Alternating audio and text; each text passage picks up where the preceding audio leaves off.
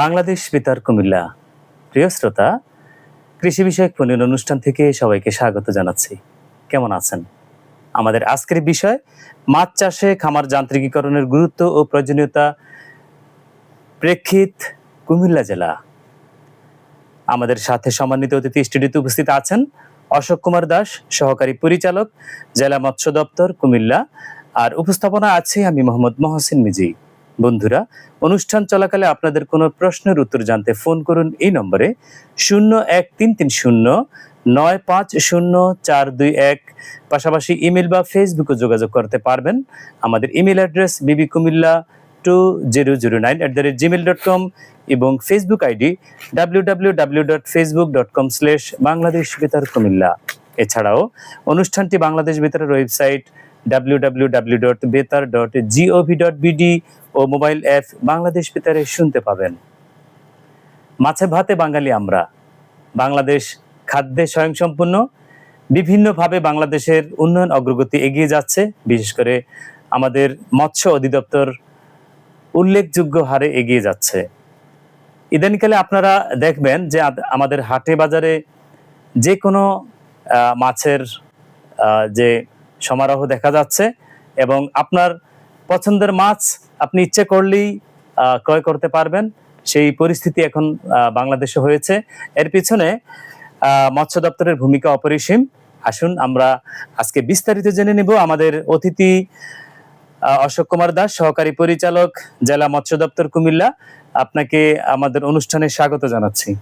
ধন্যবাদ এবং কৃতজ্ঞতা জানাচ্ছি বাংলাদেশ বেতার কুমিল্লা কেন্দ্রের প্রতি আমাকে অতিথি হিসেবে নিয়ে আসার জন্য। তাছাড়া আমাদের মৎস্য চাষী ভাই বোনেরা, আপনাদেরকেও আমি আন্তরিক শুভেচ্ছা এবং অভিনন্দন জানাচ্ছি।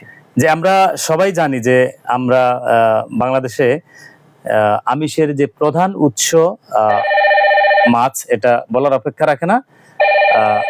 একটা শুরুতে একটা ফোন আসছে, আমরা একটু ফোনটা ধরে নেই। আসসালামু আলাইকুম, কে বলছেন, কোথা থেকে বলছেন? জি জি, আদাব। যে কথা বলছিলাম, দীপক চক্রবর্তী, ধুমধারাক্কা বেতার শ্রোতা ক্লাবের সভাপতি, হ্যাঁ, হাজরাগাঙ্গা সুন্দরদিঘি দেবীগঞ্জ পঞ্চগড় থেকে। অসংখ্য ধন্যবাদ আপনাকে। দাদা, আপনার প্রশ্নটি বলুন। এই যে অনুষ্ঠানটা কুমিল্লা বেতার থেকে লাইভ উপভোগ করছি, খুব গুরুত্বপূর্ণ আলোচনা হচ্ছে। জি, আমি স্যারকে বিশেষভাবে ধন্যবাদ জানাবো। আমার জানতে চাওয়ার বিষয় হচ্ছে এই যে যে কৃষিকাজ দেখা যাচ্ছে, যদি আমরা হাঁসের যদি কোনো খামার তৈরি করি, জি, সেক্ষেত্রে আমাদের আগে কি কি ধরনের সতর্ক অবলম্বন থাকতে হবে এবং কি কি আমরা লালন পালন করবো। আর গরুকে দেখা যাচ্ছে, এই যে গরু বর্তমানে একটি লাম্পি যে ভাইরাস, জি, এই লাম্পি ভাইরাস থেকে একজন আমরা দেখা যাচ্ছে এটা গরমকালে প্রচন্ড একজন গরুর জন্য হয়। জি, এই লাম্পি ভাইরাসের ভ্যাকসিন যেমন পাওয়া যাচ্ছে, সেরকম আমরা সচেতন উপকার কিভাবে আমরা পেতে পারি, যেমন আমরা বাড়ি থেকে ভাইরাস থেকে নির্মূল করতে পারি, যেন আমরা ডাক্তারের শরণাপন্ন না হই। এই বিষয়টাকে জানতে চাচ্ছি। আচ্ছা, আপনাকে অসংখ্য ধন্যবাদ জানাই। আপনি কষ্ট করে আমাদের অনুষ্ঠান শুনছেন এবং প্রশ্ন করছেন। হ্যাঁ, যে ওনার প্রশ্ন ছিল যে আমি বুঝতে পারছি লাম্পি স্কিনটা, কিন্তু বিষয়টা হলো এটা আসলে পশুপালনের সাথে বা পশু চিকিৎসার সাথে বিশেষ করে যারা জড়িত, অর্থাৎ আমি বলবো যে এটা লাইভস্টক ডিপার্টমেন্টই উত্তরটা দিতে পারবেন। তার কারণ হলো আমি তো মাছের উপর পশু সম্পদ অধিদপ্তরে যোগাযোগ করলে ভালো হবে। এবং আমার পরামর্শ হলো যে উনি ওনার যে পরামর্শগুলো চেয়েছেন, যে সমস্যায় পড়েছেন, যদি স্থানীয় উপজেলা প্রাণী সম্পদ কর্মকর্তার অফিসে উনি যান এবং একটু ওনাদের সাথে আলাপ আলোচনা করেন, তাহলে প্রকৃত যে সমাধানটা সেটা উনি কিন্তু সেখান থেকে পেয়ে যাবেন। আর মাছের ব্যাপারে উনি জানতে চাইছেন। আর যদি না, মাছের বিষয়ে তেমন কিছু কিন্তু উনি বলেননি। তবে ওনাকে বলবো, যদি ওনার যদি মৎস্য বিষয়ক কোনো খামার থেকে থাকে, উনি যদি মাছ চাষে আগ্রহী হন বা চলমান থাকে ওনার প্রোগ্রাম, তাহলেও উনি স্থানীয় যে উপজেলা মৎস্য অফিস আছে সেখান থেকে উনি সেই পরামর্শ নিয়ে মাছ চাষ করতে পারবেন। আর আজকে যদি উনি কিছু অনুভব করে থাকেন যে মাছ চাষ করতে যেয়ে ওনার কোনো রোগশোক হচ্ছে কিনা বা কোনো ধরনের সমস্যা হচ্ছে কিনা, আরেকটা বিষয় ওনাকে বলবো যে এক সময় হয়তো প্রচলন ছিল যে একই পুকুরে আমরা উপরে আপনার হাঁস মুরগির খামার স্থাপন করে নিচে আমরা মাছ চাষ করতাম। এটা আমরাও পরামর্শ দিতাম, কিন্তু বর্তমানে যেহেতু ভাইরাস জনিত বিভিন্ন রোগের আক্রমণ হয়, বার্ড ফ্লু দেখা দিয়েছে প্রবলভাবে, সেই ক্ষেত্রে আমাদের মাছ চাষটা আলাদাভাবেই করতে হবে এবং হাঁস মুরগির যে খামার সেটাও আলাদাভাবেই রাখতে হবে। তাছাড়া অনেকের জন্য এটা সতর্ক বার্তা যে আমরা দেখছি ইদানিং যে হাঁস মুরগির যে বিষটা, সেই বিষটাও কিন্তু ব্যবহার করা হচ্ছে মাছ চাষে, যেটা অত্যন্ত ক্ষতিকর এবং অস্বাস্থ্যকর পরিবেশ তৈরি করে চারিদিকে। ফলে এটা নিরাপদ মাছ উৎপাদনের ক্ষেত্রে বিশাল একটা অন্তরায়। আমি অনুরোধ করব মৎস্য চাষীদেরকে, আপনারা মাছ চাষে হাঁস মুরগির বিষটা ব্যবহার থেকে বিরত থাকবেন এবং আমাদেরকে নিরাপদ মাছ উপহার দেবেন, এটাই আমি আশা করি। জি, আপনাকে অসংখ্য ধন্যবাদ। আবারও আমাদের অনুষ্ঠানে আপনাকে স্বাগত জানাচ্ছি। তো আমরা আমাদের আজকের যে বিষয়ের উপরে আপনার কাছে একটু প্রশ্ন রাখবো আমি, সেটি হলো যে মাছ চাষে যে যান্ত্রিকীকরণ বলতে কি বোঝায়, এই বিষয়টা একটু বুঝিয়ে বলবেন।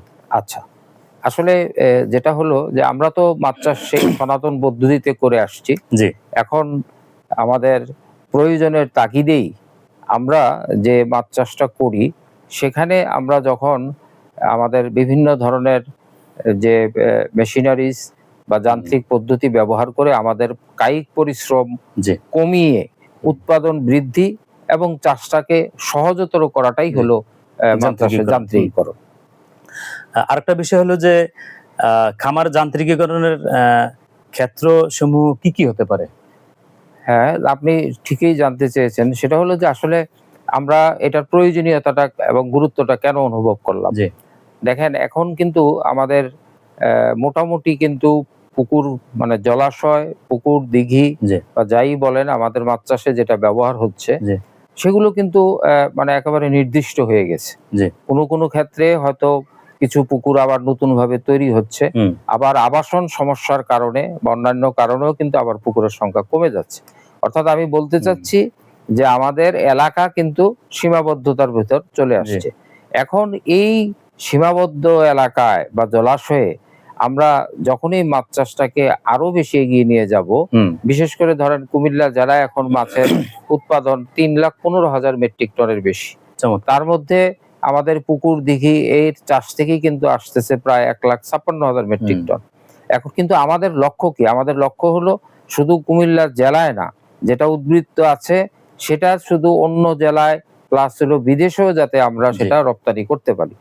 অর্থাৎ আমাদের উৎপাদন বাড়াতে হবে। আর উৎপাদন যখন বাড়াতে হবে, তখন আমার খামারের যে সমস্ত ব্যবস্থাপনাগুলো আছে, যেমন খাদ্য ব্যবস্থাপনা, পানি ব্যবস্থাপনা, আমাদের যে দক্ষ শ্রমিক তাদেরকে পরিচালনা করা, খামারের নিরাপত্তা নিশ্চিত করা এবং পানির যে গুণগত মান সেটা নিশ্চিত করা, এই সমস্ত বিষয়গুলো যখন আমরা ডিজিটাল পদ্ধতিতে করব, সেটাই কিন্তু হলো আমাদের এই খামার যান্ত্রিকীকরণের একটা বিরাট অংশ। আমরা পানি সঞ্চালন করতে পারবো, আমরা সেখানে অ্যারেটরের ব্যবস্থা করতে পারবো, আমরা সেখানে অটো ফিটার দিয়ে আমরা খাবার প্রয়োগ করব। এই যে পদ্ধতিগুলো, এগুলোই কিন্তু মৎস্য খামারের যান্ত্রিকীকরণ। আপনি যথার্থই বলেছেন। আর আরেকটা বিষয় হলো যে প্রাণীকুলের যে খাবারের যে বিষয়টা, দিন শেষে সবারই খাবারের যে প্রয়োজন হয় বেঁচে থাকার জন্য, আর এক্ষেত্রে মাছের ক্ষেত্রে ব্যতিক্রম নয়। এবারে আপনি একটু বলবেন যে খাদ্য ব্যবস্থাপনার পদ্ধতিগুলো কি হতে পারে মাছের ক্ষেত্রে আর কি? মাছের ক্ষেত্রে যেটা হলো যে আসলে আমরা যেরকম আমরা ছোট অবস্থায়, মানুষের ক্ষেত্রে যদি ভাবেন যে ছোট অবস্থায় কিন্তু আমরা দেখা যাবে যে বাচ্চাদেরকে আমরা 2 ঘন্টা পর পর খাওয়াচ্ছি, এবং বড় যত বয়স বাড়বে তত তার বারে খাবার প্রয়োগের ইয়েটা কমে যাবে, টেন্ডেন্সিটা কমে যাবে। এবং আমরা যখন প্রাপ্তবয়স্ক হয়ে যাই, তখন কিন্তু আমরা মোটামুটি 3 বেলায় কিন্তু খাওয়া দাওয়া করি। মাছকে কিন্তু যদি আপনি ভালোভাবে উৎপাদন পেতে চান, বিজ্ঞান ভিত্তিক মাছ চাষ নিশ্চিত করতে চান, তাহলে মাছকেও কিন্তু তার বয়স ভিত্তিক আমাকে খাবার ব্যবস্থাপনা করে নিতে হবে। তবে এই যান্ত্রিকীকরণের ভিতরে যে বিষয়টুকু আসতেছে, আমরা যখন একটা প্রোগ্রাম করে মাছকে খাওয়াবো, অর্থাৎ প্রোগ্রামকৃত যে অটো ফিডার ব্যবহার করে যখন আমরা মাছকে খাওয়াবো, সেটা হলো আমাদের এই যান্ত্রিকীকরণের ভিতর খাদ্য ব্যবস্থাপনার একটা উল্লেখযোগ্য বিষয়। এছাড়া এগুলো কিন্তু আমাদের চাষিরা এখন আস্তে আস্তে জানছে, আমরা বিভিন্ন প্রশিক্ষণের মাধ্যমেও জানানোর চেষ্টা করছি। এবং ইতিমধ্যে অনেক বেসরকারি সংস্থা দাঁড়িয়ে আছে বা তারা এগিয়ে আসতেছে জি বড় বড় খামারিদেরকে সহায়তা করার জন্য। অর্থাৎ অটোমেটিক যে প্রোগ্রাম ভিত্তিক যে ফিশ ফিডার, সেটাই হলো এখন আধুনিক মাছ চাষের খাদ্য ব্যবস্থাপনার একটা বিরাট অংশ। আর এছাড়া তো আমরা খাদ্য আমাদের পরিমাণ মতো সুষম খাবার নির্দিষ্ট জায়গায়, অথবা আমরা যদি অটো ফিডার ব্যবহার করি তার সুবিধা নিয়েও কিন্তু আমরা সুষমভাবে সুন্দরভাবে আমরা কিন্তু সেটা প্রয়োগ করতে পারবো। আর যারা ছোট খামারি, আমি সেই ক্ষেত্রে বলবো ওনারাও মাছের বয়স ভেদে যদি 4 বেলা দিতে পারে ছোট বাচ্চাদের, অর্থাৎ পোনা যারা চাষ করেন, আর বড় মাছের ক্ষেত্রে যদি অন্তত সকালে বিকালে 2 বেলা খাবার দিতে পারেন, তবেই দেখা যাবে যে আমরা পরিমিত খাবার, সুষম খাবার এবং নিয়মিত খাবারটা ব্যবহার করার মাধ্যমে আমরা মাছ চাষে যথেষ্ট লাভবান হতে পারবো। আপনি বলছিলেন যে অটো ফিডারের কথা, যে অটো ফিডারটা ব্যবহারের পদ্ধতি কি একটু বলবেন? এটা বিষয়টা হলো এরকম যে অটো ফিডার, যে এখানে একটা প্রোগ্রামিং করা থাকে, যে আপনি একটা প্রোগ্রামের মাধ্যমে নির্দিষ্ট সময়ে আপনি নির্ধারিত পরিমাণ খাবার আপনি একটা সুষম দূরত্বে সমহারে আপনি প্রয়োগ করতে পারবেন। এখানে আপনার সুবিধা হলো যে অনেকগুলো সুবিধার ভিতর যেটা হলো যে আপনার খাবারের কোনো অপচয় হবে না, এবং আপনি যখন টাইমিং করে দেবেন তখন দেখা যাবে যে সকাল 10টায় হয়তো খাবার দিতে হবে, আপনি জাস্ট আপনার বাটন চেপেই কিন্তু আপনি খাবারটা প্রয়োগ করতে পারবেন। অর্থাৎ এখানে কিন্তু লুকোবলের কোনো প্রয়োজন হচ্ছে না। ফলে আপনার প্রাথমিকভাবে মনে হবে যে এটা অনেক ব্যয়বহুল বা আমরা এটা ব্যবহার করলে কি লাভ হবে, কিন্তু আমার অনুরোধ হলো যে এই অটোমেটিক যে ফিডার গুলো রয়েছে, যেটা আমরা প্রোগ্রামের মাধ্যমে আমরা সেটা সেট করে আমাদের নিয়মিত খাবারগুলো আমরা নিশ্চিত করতে পারবো মাছের জন্য, তাহলে অবশ্যই চাষিরা লাভবান হবে। তাহলে বোঝা যাচ্ছে যে মানে অনেকগুলি সুবিধা এই অটো ফিডার। হ্যাঁ, অবশ্যই অনেকগুলি সুবিধা, কারণ যত বেশি সুবিধাজনক কাজ হবে লাভের পরিমাণটাও তত বেশি বাড়বে। অটো ফিডার ব্যবহারের চ্যালেঞ্জ আছে কিনা এই বিষয়ে? আমি কিন্তু আলোচনায় বলছিলাম যে চ্যালেঞ্জ গুলো হলো এরকম যে আসলে আমরা যে পর্যায়ে মাছ চাষে চলে এসেছি, সেটা আপনার মনে করেন যে সনাতন পদ্ধতি অবলম্বন করে এখন আমরা আধা নিবিড়, কেউ নিবিড় চাষ পদ্ধতি করছি। কিন্তু আমাদের এই যে বর্তমান যে প্রেক্ষাপট এবং আমরা যে পরিমাণ মাছের উৎপাদন এখন করছি দেশে, তার যদি আমরা বাড়াতে যাই তাহলে এই ধরনের যান্ত্রিকীকরণের ব্যবস্থার কোনো বিকল্প নাই। অবশ্যই সেই ক্ষেত্রে যেটা চ্যালেঞ্জ আমাদের, যে আমাদেরকে প্রাথমিকভাবে চাষিদেরকে, বিশেষ করে বড় খামারিদেরকে একটু সচেতন করে তুলতে হবে, কারণ ওনারা কিন্তু সবাই চায় যে খুব অল্প খরচে আমি বেশি লাভ করব। কিন্তু এই পদ্ধতিতে যদি খাবার মাছকে দেয়া হয়, তার যে ভালো মন্দ সেই বিষয়গুলো আমরা তুলে ধরতে পারি, তাহলে কিন্তু চাষিরা বুঝবে যে প্রথম বছর হয়তো তাকে ইনভেস্ট করতে হবে, এটাই স্বাভাবিক। কিন্তু পরবর্তী বছর যখন দেখবে যে হেক্টর প্রতি আমরা কার্পের যে উৎপাদন দেশে, যেমন কুমিল্লার ক্ষেত্রেই বলি, আমরা এখনো 60 টন ক্রস করতে পারি নাই, কিন্তু যখন এই অটো ফিডার ব্যবহার করে আপনি দেখবে যে এই মাছের উৎপাদন 7-এর উপরে চলে গেছে বা হেক্টরে 9-10 টন পর্যন্ত করতে পারছে, তখন কিন্তু তার উপলব্ধিতে আসবে যে আরে এটা তো ব্যবহার করলে আমাদের উৎপাদন বাড়ে। তখন দেখা যাবে যে এই অটো ফিডারের যে দাম, কারণ এটা একটু ব্যয়বহুল প্রাথমিকভাবে। হঠাৎ করে যদি একজন চাষিকে বলা হয় যে আপনি খাবার প্রয়োগ করবেন আপনার 1 হেক্টরের খামারে, সেখানে তো আপনার 40 থেকে 50 হাজার টাকা খরচ করলে একটা অটো ফিডার লাগবে, তখন কিন্তু সে ভাববে যে আমার কি প্রয়োজন, আমার তো মানে যেভাবে আমি খাবার প্রয়োগ করছি আমার জনবল দিয়ে, তার থেকেও তো কম খরচ হচ্ছে। কিন্তু উনি যখন বুঝতে পারবেন যে এটা ব্যবহারের কারণে তার যে খাদ্যের অপচয় হবে না, সেটা হবে না, পানির গুণগত মান ভালো থাকবে এবং আলটিমেটলি তার প্রোডাকশনটা আগের চেয়ে ভালো হবে, তখন কিন্তু মূলত আপনার এই বিষয়গুলো দেখেই কিন্তু অনুপ্রাণিত হবে। তবে মুদ্রা কথা যেটা হলো যে তাদের যে আর্থিক যে সঙ্গতি, এটা একটা চ্যালেঞ্জ, এবং সেখানে আপনার ইলেকট্রিফিকেশনের একটা বিষয় আছে, কারণ অটো ফিডার আপনি তো বিদ্যুৎ ছাড়া ব্যবহার করতে পারবেন না। সেই ক্ষেত্রে এটা একটা চ্যালেঞ্জ, বড় চ্যালেঞ্জ। আর হলো যে এই অটো ফিডারের যে মূল্যটা, সেটাও কিন্তু চাষিদের জন্য একটা বড় চ্যালেঞ্জ। অর্থাৎ আমি বলতে চাচ্ছি যে এই ক্ষেত্রে যদি আমরা ব্যবস্থা নিতে পারি যে না আমরা সরকারিভাবে কিছু কিছু খামারিদেরকে আমরা যদি এটা দিয়ে তাদের উপকারিতা, এই অটো ফিডার উপকারিতা আমরা তাদেরকে বোঝাতে পারি, আমার মনে হয় পরবর্তীতে আর আমাদেরকে সেখানে সরকারিভাবে আর ইনভেস্ট করার প্রয়োজনীয়তা হবে না। মানুষ অর্থাৎ চাষিরা তাদের নিজের প্রয়োজনেই কিন্তু অটো ফিডার প্রয়োগ করে মাছকে সুষম খাবার নিয়মিত প্রয়োগ করতে পারবে। সত্যিকার অর্থে সমৃদ্ধির পথে আমাদেরকে যেতে হলে অবশ্যই এই খামার যান্ত্রিকীকরণে যেতেই হবে। যেটা বাণিজ্যিক কৃষি যেটাকে বলে, কৃষকের যে বাণিজ্যিক কৃষিকে বাস্তবায়ন করার জন্য আপনি যথার্থই বলেছেন যে খামার যান্ত্রিকীকরণ প্রয়োজন। দর্শক, আমরা শুনছি মাছ চাষে খামার যান্ত্রিকীকরণের গুরুত্ব, প্রয়োজনীয়তা, প্রেক্ষাপট কুমিল্লা জেলা। আমাদের সাথে সম্মানিত অতিথি আছেন অশোক কুমার দাস, সহকারী পরিচালক, জেলা মৎস্য দপ্তর, কুমিল্লা। আপনারা আজকের বিষয় সম্পর্কে যদি আরো বিস্তারিত জানতে আগ্রহী হন, এই নম্বরে ফোন করতে পারেন 013309500421। পাশাপাশি ইমেল বা ফেসবুকেও যোগাযোগ করতে পারবেন। আপনাকে আমরা আমাদের অনুষ্ঠানে আবারও স্বাগত জানাচ্ছি। আমার এবারের প্রশ্ন আপনার কাছে, যে কুমিল্লায় কি অটো ফিডার ব্যবহার করা হয়? আপনি এটা ব্যবহারের পূর্বে আমি একটু প্রাথমিক তথ্য দেই। সেটা তার আগেও আমি বলেছিলাম যে বর্তমানে কিন্তু আমাদের কুমিল্লায় যে 17টা উপজেলায় মাছ চাষ চলমান রয়েছে, তার মধ্যে 7-8টা উপজেলা যেটা বেশ বড় খামারিদের।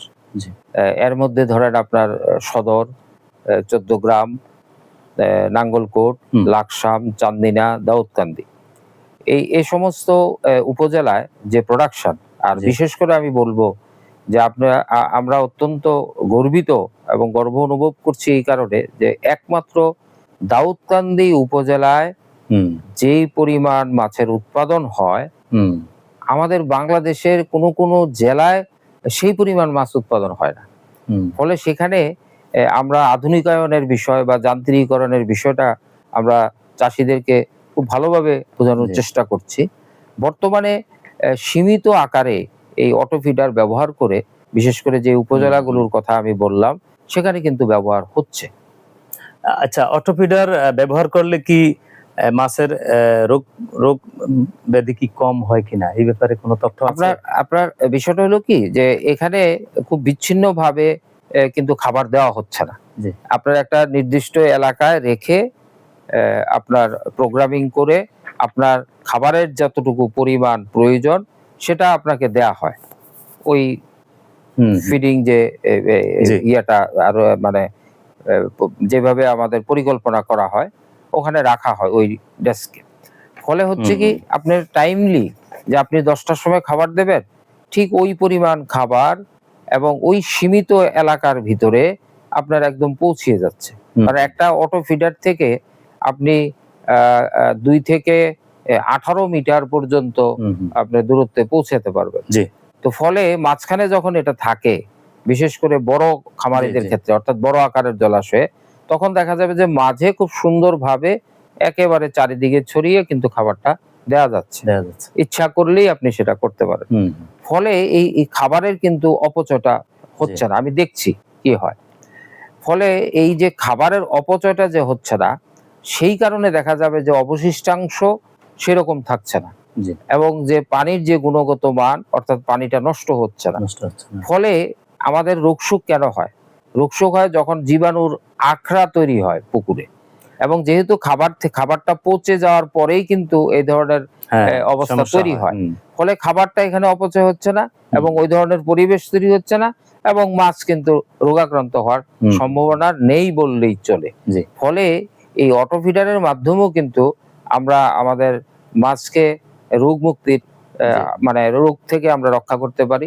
এটা একদম আমাদের পরীক্ষিত বিষয় যে আমরা, কারণ বিচ্ছিন্নভাবে যখন খাবার দেওয়া হয় এদিক সেদিক, আবার চাষিরা কি করে যে ভাবে মাছ তো আর সব খাবে না, নিচে পড়ে যাবে, হ্যাঁ, সুতরাং তার প্রয়োজন হয়তো 10 কেজি, সে হয়তো অতিরিক্ত খাবার দিয়ে দিচ্ছে। কিন্তু এই অতিরিক্ত খাবারটা কোথায় দিচ্ছে এটা তার মাথায় তাৎক্ষণিক চিন্তায় আসে না।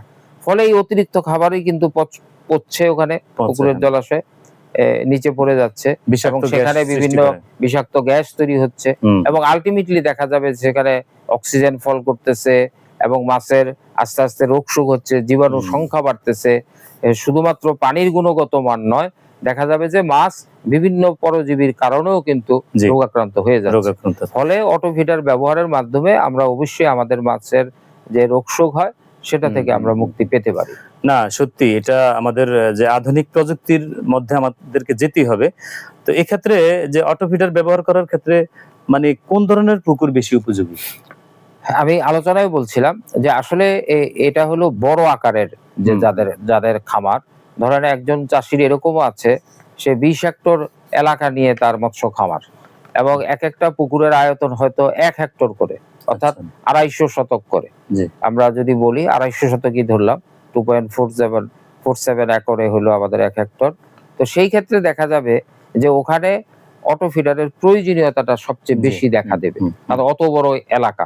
আর ছোট পুকুরের ক্ষেত্রে যদি চাষিরা বিঘায় যদি মনে করে যে না আমার সামর্থ্য আছে, আমি 1 বিঘা একটা পুকুর নিয়ে কাজ করছি, তো সেখানেও কিন্তু বিভিন্ন রেঞ্জের কিন্তু অটো ফিডার আছে। জি। হ্যাঁ, যে ছোট বড়র ভিতর, যে বড় জলাশয়ের জন্য কি ধরনের, ছোট জলাশয়ের জন্য কি ধরনের, সেভাবে চিন্তা করেও কিন্তু আপনার বিশেষ করে ছোট আকারের খামারের ক্ষেত্রেও ব্যবহার করতে পারবে। তবে আমাদের এই অটো ফিডার গুলো যেগুলো, এগুলা বড় খামারিদের জন্য, অর্থাৎ বড় জলাশয়ের জন্যই সবচেয়ে ভালো। আমরা যেহেতু কুমিল্লা নিয়ে কথা বলছি, আর আমাদের কুমিল্লাতে একেবারে শহরের প্রাণকেন্দ্রে ধর্মসাগর অবস্থিত। ধর্মসাগরে এরকম কয়টা দেওয়া যাবে? না, আপনার ধর্মসাগরে যদি দিতে হয়, একেবারে কমপক্ষে যদি 5 থেকে 6টা ইয়ে করে সেট করে, তাহলেও কিন্তু কভার হবে। তবে 10টা হলো অ্যাপ্রোপ্রিয়েট, কারণ এটার ওয়াটার এরিয়া কিন্তু অনেক বড়, আপনার 20 একরের উপর। তো ফলে সেখানে কিন্তু আপনার যদি অটো ফিডার ব্যবহার করে তারা এই খাদ্য ব্যবস্থাপনাটা করতে পারে, তাহলে আমার ধারণা যে অপচয়ও রোধ হবে এবং পানির গুণগত মানটাও ঠিক। আরেকটা বিষয় আপনার কাছে জানবো যে মাছ চাষে এরেশন বলতে কি বোঝায়? হ্যাঁ, এটা একটা গুরুত্বপূর্ণ প্রশ্ন। যে আমরা হয় কি, যে আমরা কৃত্রিম ভাবে যে পুকুরে অক্সিজেন তৈরি করাটা, এক কথায় যদি বলা হয়, এটাই কিন্তু এরেশন। যে আমরা কৃত্রিম ভাবে আমরা সেখানে অক্সিজেনের যে প্রাচুর্যতা সেটা আমরা বৃদ্ধি করব, এবং সেটাই হলো কিন্তু আমাদের এরেশন। আমরা এক কথায় বলি যে এরেশন। এরেশনের প্রয়োজনীয়তাটা কি একটু বলবেন? হ্যাঁ, প্রয়োজনীয়তা অবশ্যই আছে, কারণ আপনারা জানবেন যে মাছ চাষে সাধারণত ডিজলভ অক্সিজেন, যেটা আমরা বলি দ্রবীভূত অক্সিজেন, এবং সেটা বাতাস থেকে পানিতে দিনের বেলায় উৎপাদিত হয়, এবং আপনার সন্ধ্যার পর হতে সেটার উৎপাদন বন্ধ থাকে।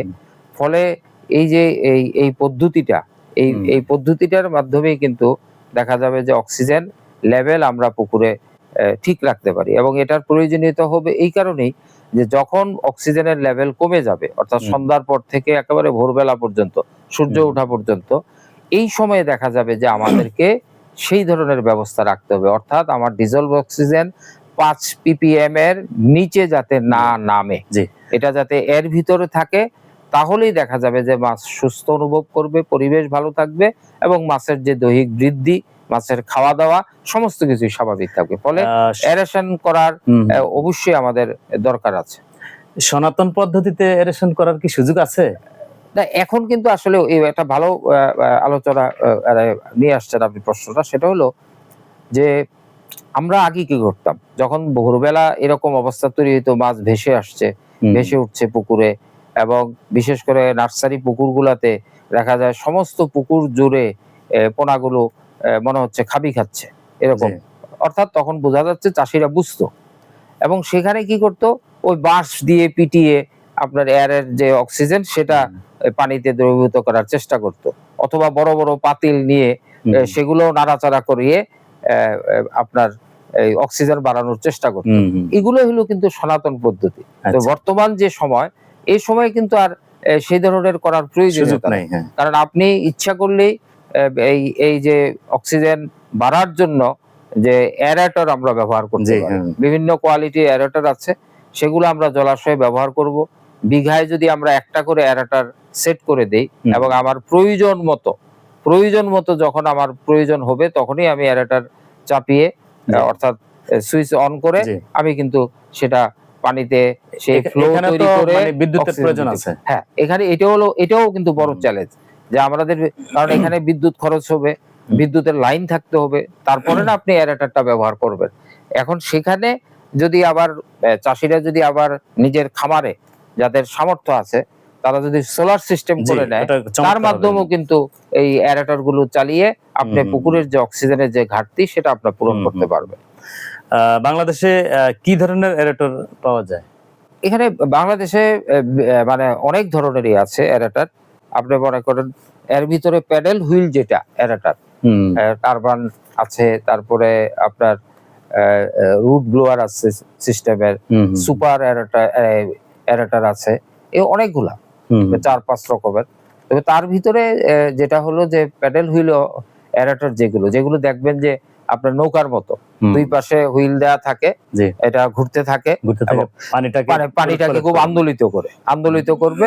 হ্যাঁ, এগুলো মানে জলাশয়ের যে আয়তন তার উপর ভিত্তি করে আপনাকে সেট করতে হবে। আমার যে অভিজ্ঞতা, সেই অভিজ্ঞতা দেখেছি যদি একটা 1 বিঘা পুকুরে আপনি ফলন পেতে চান বেশি, কারণ এখন মানুষ অধিক ঘনত্বে মাছ চাষ করতে আগ্রহী।